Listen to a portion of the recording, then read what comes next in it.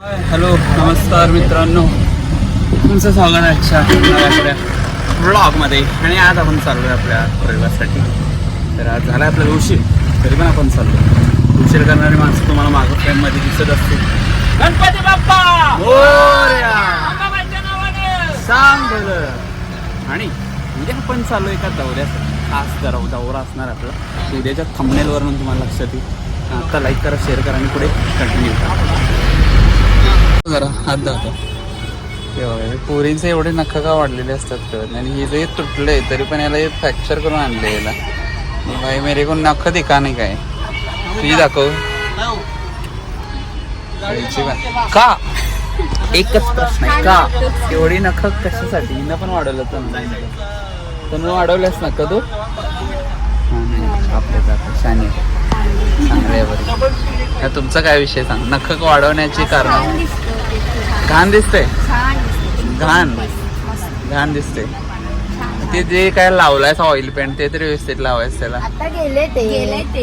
आणि कधी कधी लावणार. अरे हे नाही बोलणार, हे सरप्राईज था. आता हे कट मारायला ना मला तेवढं.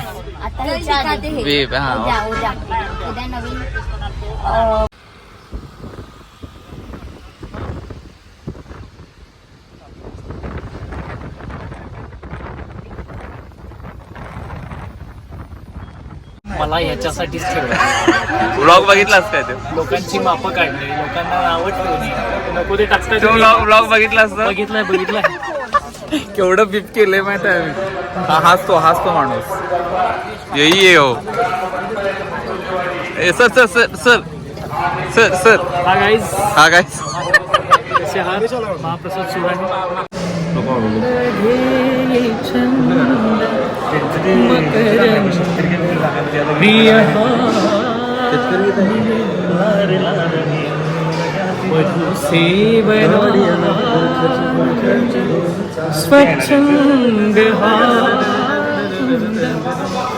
रसिक हो नमस्कार. आम्ही आज इस्लामपूर जवळील मसूरवाडी येथे गीत राधाईचा मसूर काय ते ताटातलं तू पदार्थ सांगू नको.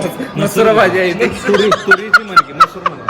अख्खा मसुरा म्हणला नाही तरी मसुरामध्ये आलो. मसुरेची वाडी, मसूरची वाडी येथे आम्ही गीत राधाई उत्सवशाही साजरा करण्यासाठी इथं आम्ही हजर झालेलो आहोत. आणि मी अशी विनंती करतो, आपणही आपल्या गावामध्ये गीत राधाईचा कार्यक्रम आपण ठेवावा आणि कलाकारांना जिवंत ठेवावं. वाह, तेरे को कुछ बोलना है. तुरीची. अरे बापरे. हे पहा